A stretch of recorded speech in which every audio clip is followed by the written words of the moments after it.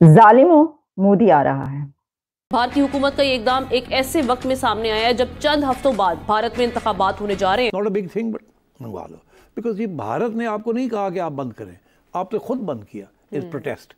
तो अब आप पे डिपेंड करता है कि अगर आप खोलना चाहें कि नहीं खोलना चाहें। आज आप खोलना चाहें तो भारत कहेगा खोल लो, हमने तो बंद ही नहीं किया, आपने बंद किया है। तो यहाँ इस हवाले से पाकिस्तान ने भारतीय हुकूमत की तरफ से मुतनाज़ पर सख्त एहतजाज करते हुए भारत को कहा है कि ये जी ये है नया इंडिया, ये नए इंडिया का नया और खौफनाक चेहरा है। से बात खान साहब ने शुरू की, फिर किसी ने खान साहब को कहा कि ओए ना करो, बाहर ऑपोजिशन जो बैठी हुई है उन्होंने आपको इंडियन एजेंट ये वो, आपने तो इतनी गालियां दी हुई हैं नरेंद्र मोदी को, और आज आप फिर तजारत खोल रहे हैं।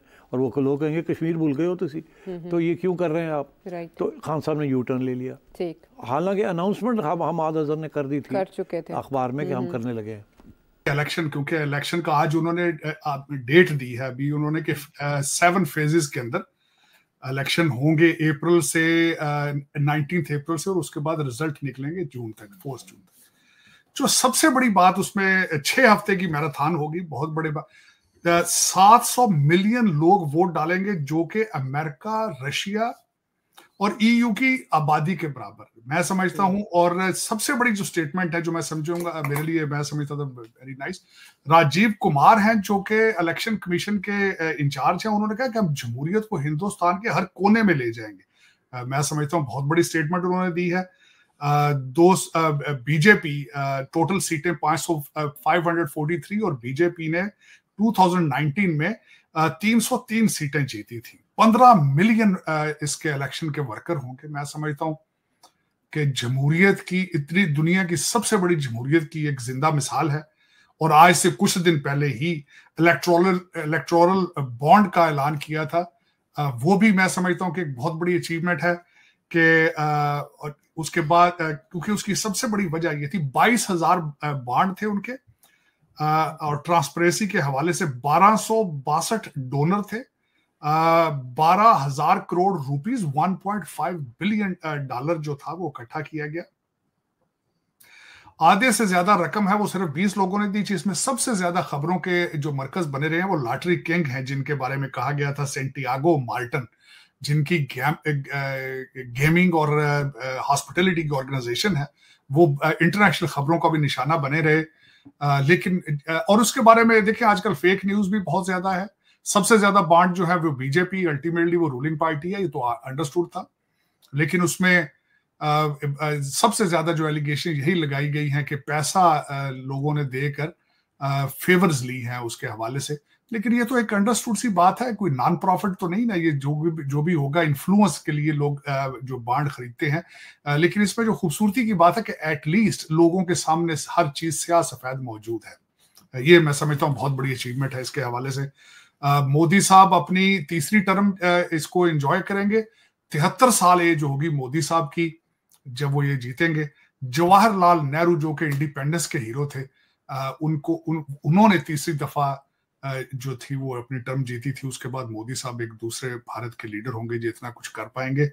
मैं समझता हूं कि ये जमहूरियत के लिए एक बहुत बड़ा टेस्ट भी है, बहुत बड़ी मिसाल भी मौजूद है, और दुनिया को इससे सीखना। जय हिंद दोस्तों, स्वागत है आपका हिंदुस्तान वन में। तो दोस्तों, आगे वीडियो क्लिप में आपने देखा पाकिस्तान मीडिया जो है 2024 भारत का जो इलेक्शन है उसके रुझाव पर नरेंद्र मोदी साहब की पार्टी की ओर देखने के बाद फिलहाल सदमे में दिख रहा है।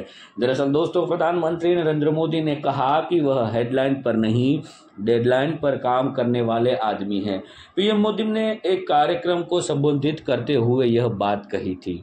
उन्होंने कहा कि एक आम आदमी के जीवन में आ रहे छोटे छोटे सकारात्मक बदलाव सुर्खियों में नहीं आ पाते हैं, लेकिन सच यह है कि इन बदलावों से इन लोगों की जीवन बहुत आसान हुआ है। पीएम मोदी ने इस दौरान भारत में स्टार्टअप्स और मुद्रा योजना की भी बात की। उन्होंने ड्रोन दीदी और रेहड़ी पटरी पर काम करने वालों द्वारा डिजिटल पेमेंट के तरीकों के अपनाए जाने का खास उल्लेख किया है। प्रधानमंत्री नरेंद्र मोदी ने इंडिया टुडे कॉन्क्लेव में बोल रहे थे। इस दौरान पीएम मोदी ने अपना लक्ष्य भी बताया कि वह 2029 नहीं बल्कि 2047 यानी कि 47 के लिए लगे हैं। आगे बहुत सारी बातें नरेंद्र मोदी साहब ने इस कार्यक्रम में की है। भारत को एक सपना दिया है, भारत को एक बड़ा ड्रीम दिया है और इकोनॉमी की भी बात की है। भारत अभी फिलहाल वर्ल्ड लार्जेस्ट में 5 नंबर इकोनॉमी में है, लेकिन मोदी साहब ने कहा कि आने वाले टर्म में भारत की इकोनॉमी दुनिया की तीसरी इकोनॉमी बनने जा रही है। इस सारी बातें सुनने के बाद पाकिस्तान की ओर से जो रिएक्शन आ रहे हैं वो चलिए दोस्तों हम आगे वीडियो में देखते हैं। Thank you very much. चाहिए सीखना। Modi is coming back. दुनिया के सबसे बड़े इलेक्शन अनाउंस हो चुके हैं। कहा जा रहा है the biggest election in the world, दुनिया का सबसे बड़ा इलेक्शन होने जा रहा है, जिसमें 1 अरब से ज्यादा लोग अपना वोटिंग राइट इस्तेमाल करेंगे।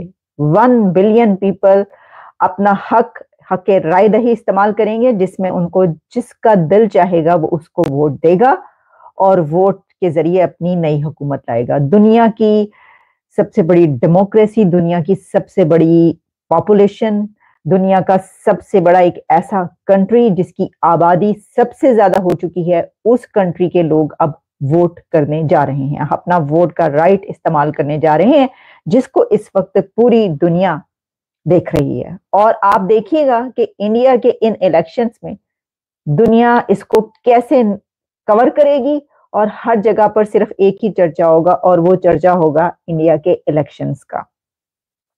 इस वक्त गार्डियन मेरे सामने ओपन है और गार्डियन इसको इस तरीके से पब्लिश करता है कि India to hold world's biggest elections in the world, और इसमें ये बताया जा रहा है कि कितनी इसकी स्टेजेस होंगी, कैसे कैसे जो है वो इसमें जो वोट कास्ट करने का तरीका क्या होगा, किस जगह पर क्या इंतजाम किए गए हैं, किन स्टेट्स में कैसे वोटिंग होगी, क्या टाइमिंग होगी, सब डिटेल्स मौजूद हैं। लेकिन हर जगह पर हर कोई जो बात लिख रहा है वो ये है कि मोदी इज कमिंग बैक।